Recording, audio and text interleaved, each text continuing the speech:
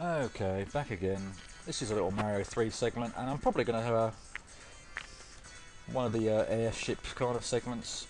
You all probably remember these being tremendous fun from Mario 3. If you actually go back and play those games, and probably find that they're ridiculously easy. But when you're, or I certainly found them really troublesome growing up playing Mario, when quite frankly they're probably really not. But yeah, anyway, this is probably a good time for story number 2, since I suspect this is going to take a while. You've obviously seen pretty much what's going on here. If there's anything else of note, I'll kind of bring it up. But yeah, it's a Mario 3 airship. Make your way across, dodging everything. Not really much else to it. So yeah, this next story takes place in December of 2010. At which point, or this particular year, the UK had an absolute ridiculous amount of snow, very wintry. But oh, for God's sake, this particular tale. This is actually a kind of a two-pronged kind of story. There's a part about why are you not getting up there? There's the part that I need to mention about my friend. There's also the part that that's completely unrelated to her, which I felt like I would share with the world because it's probably hilarious for you, but at the time, a bit like now, what's going on here now, was just absolutely unbelievable at the time, and was probably the most pissed off I've ever been. So anyway, the tea part of the story is that yeah, we were suffering ridiculous amounts of snow in the UK in December 2010. Unbelievable. We were just we happened to be kind of leaving work at the same time. So, am I just going to randomly hit am I going to pinpoint every single projectile perfectly? Yeah, we were about to leave work. Just so happened we were leaving around the same time. And obviously, with being snow everywhere, the roads were bad enough, but where we were working was just almost a complete standstill. It would have taken me, God knows how long to have got home by, all the way by public transport. So she was nice enough to offer me a lift to my station, which was so very nice of her.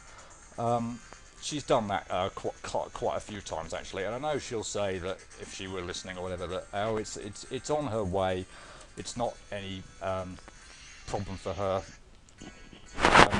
but it's still very nice of her to do so, and it's a good half-hour kind of drive, so yeah, it's very nice of her.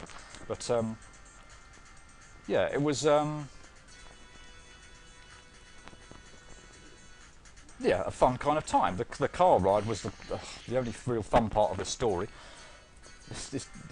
Apologies for the kind of breaking up the story, but this gameplay on this bit is absolutely terrible, and I'm glad I kind of started the story here because I'm having an absolute nightmare on it. Yeah, like I say, the car ride was great. I had my best friend for company. Sure, I mean, it was a bit kind of slow conditions on the road, etc. But I felt like she was kind of grateful for the kind of company as well, and also the conditions say weren't all that great as well. So having kind of someone else there, just to kind of almost to have someone else there is somewhat kind of good in those kind of situations. It was also warm. I got no idea what it would have been like. Obviously just waiting in the open air, waiting for public transport. It'd probably been absolutely flipping freezing. But yeah, that was the fun part of it. So eventually we kind of got to my station. And obviously went our separate ways, etc. So that was about as good as that could have gone. Then, so that's the end of that kind of story. The rest of it is the fun of my journey home. I hope I'm going to do this. Yep. I'll maybe kind of concentrate on this bit. I'll maybe go on to the journey home bit afterwards. There are holes everywhere in this little segment. I've fallen down one, so this is not going to go well at all. Fantastic. I'll give this one more go, I think. In fact, this might actually take longer than the recording is going to do, so I might even just have to... What really will pain me is if I actually get all the way through, and I might have to die, because the recording is going to take too damn long. We'll see. We'll get up to a particular point and then I'll see how far I'm at. I don't think I'm going to do this within the next minute. So I think I'm in big trouble. There's no way I can pause this on a moving segment. I'll pick up the story afterwards because I'm not going to again go into that right now. But we've heard part one of it. That was part one of the story, so there's a second part to come. Hurry up. This is going to go on too long. This is going to go on too long. I can't believe I'm going to have to voluntarily die here.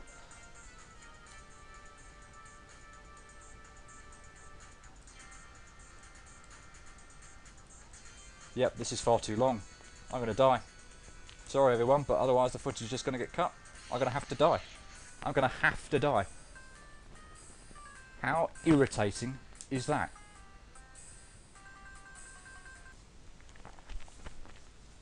Right, let's pick this up again. I can't believe I actually have to die just because my stupid recording won't record them. Do particular lengths of videos. That's absolutely pathetic. And such a hindrance. There's no potential reason why that couldn't have been a successful run there. But anyway. Yeah, perhaps a quick addendum to part one. I mentioned obviously that... How the hell did that even hit me? Yeah, that my friend was kind of continuously giving me lifts. I can actually drive. I've been, I think, for 7 years or so now, but this was before I actually started driving to work. So yeah, that's why I was still taking public transport at this particular point in time. But yeah, anyway, the rest of my story after I'd been dropped off at the station. I got to the station and there were pretty much no trains or absolute, you know, just delays cancelled across the board, you know, all over the place. So I was a little bit worried. Don't get me wrong, I'd have been even more stranded if I'd been kind of still where I was. Oh, what the hell? I didn't even think that hit me. I was paying attention to it. I didn't even think it hit me. Good God. This section's driving me around the bend as well now. Anyway. Yeah, I was lucky enough to kind of, you know, I went back outside the station and saw that one of the bus, well, there was a bus outside that would have kind of taken me a bit of the roundabout way, but taken me to, eventually to another station that was about kind of 2 or 3 down the line, etc. So it would have got me slightly nearer to home. So I thought, okay, great, I'll get on that. The other station that I'm going to is a bit more of a hub as well, so I should be able to pick up, you know, another mode of transport or train or something from that area a bit better. So I got on the bus, which is rather fortunate. Whilst on the bus, and it's, you know, obviously again on the roads with all the snow and everything, that took a hell of a long time. I overhear on the driver radio that there are no more no other bus routes in service. So that kind of put a crimp on things. So by the time I eventually got to my station, looked like there was pretty much nothing going on. Although there were... Oh no, let me go quiet again here while I concentrate on this bit. Because there are just gaps in the floor everywhere here, and I can't... I'm struggling to really remember where they all are. And I've fallen through one. Awesome. Great. Anyway, apologies, these stories are getting broken up by my patheticness in terms of talking. Patheticness is even a word.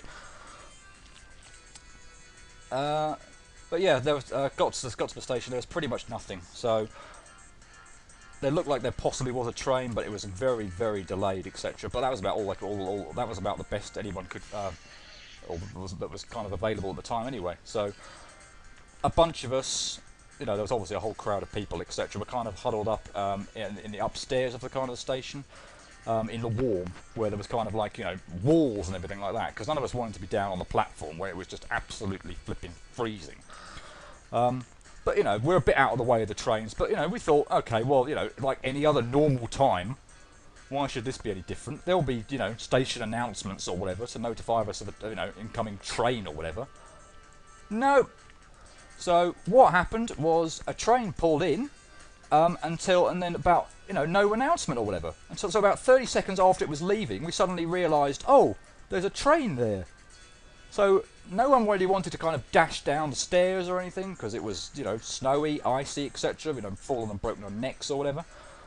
And we got to the by the time we got down to the platform area, and again, you thought, you know, given the conditions or everything, that the train might have waited a bit longer to pick up passengers.